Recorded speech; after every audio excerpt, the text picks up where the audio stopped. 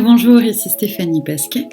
Je facilite les relations et je viens te parler d'une expérience que j'ai vécue ce matin avec une cliente. Quelqu'un qui est globalement hyper joyeux, hyper enthousiaste, avec un cœur grand comme ça, et qui vient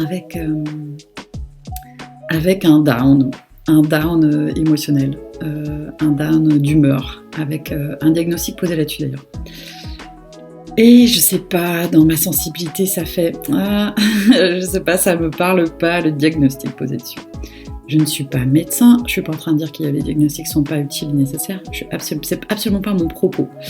En revanche, ce que j'ai senti, c'est qu'il y avait autre chose. Donc c'est une cliente que je vois pour son design humain et qui veut changer de métier. Et on part du design humain pour aller à cet endroit-là. Et depuis le design humain, on regarde et je lui explique un petit peu comment ce que nous propose le design humain au regard des émotions et ce que moi je perçois aussi d'elle, de sa façon de fonctionner, etc.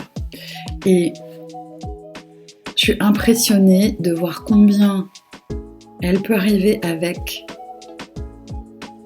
j'ai un problème, limite je suis le problème. Et en 1 heure, elle repart avec du soulagement, avec un autre regard sur sa façon de fonctionner et avec une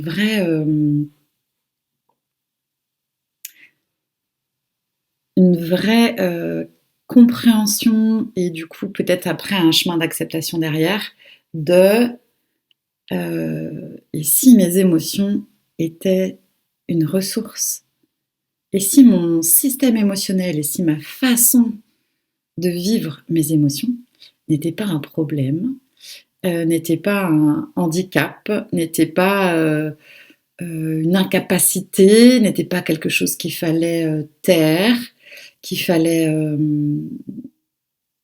regarder comme presque... arriver avec une maladie, quoi. Hein, ok, c'était ça le propos. Et du coup, moi, je suis pas du tout d'accord avec ça. Je suis pas d'accord dans le sens... là, il ne s'agit pas de quelque chose d'infiniment handicapant, qui bloque sa vie. On est bien d'accord, hein, je suis pas médecin. C'est juste que mon regard était différent. Et que elle m'a parlé d'un traitement qu'elle a reçu pendant plusieurs années. Et peut-être c'est ça qu'il faut faire. Ça, j'en sais rien. En revanche, la perspective que j'amène, aussi au regard du design humain, elle permet de complètement switcher le regard qu'elle porte sur ce qu'elle traverse régulièrement. Et puis, je vais aussi apporter une ressource dans le quotidien qui, moi, m'aide profondément en termes de santé, corps, et du coup, santé, esprit. Ma biochimie, en bonne hypersensible, elle a besoin de soutien. Elle a besoin de soutien et que ça a changé très fort quelque chose pour moi dans la stabilité, dans ma stabilité émotionnelle. Voilà. Et donc, je lui dis, ça fait longtemps que je viens de faire une vidéo là-dessus. Elle me dit, fais-le. Je lui dis, mais j'ai pas envie que les gens ils pensent que je suis en train de leur vendre un truc. En fait, ça me parle pas. Et à la fois, mon expérience d'hypersensible, elle dit aussi que je ne serai jamais imperméable. Et que je peux être touchée très fort par des choses, des événements, des situations, des jugements, des émotions des autres. Et le design humain a été tellement enseignant pour moi, il est toujours d'ailleurs, que quelque part, c'est pas super ok que je garde ça pour moi. Que c'est pas... Il n'y a pas de fatalité en soi, que je ne suis pas un problème, que j'ai pas des solutions à trouver aux problèmes que je suis, et que la voie de l'amour de moi, elle passe par la voie de l'acceptation de mon mode de fonctionnement aussi, quoi. Et ce regard-là, il change vachement les choses. Voilà.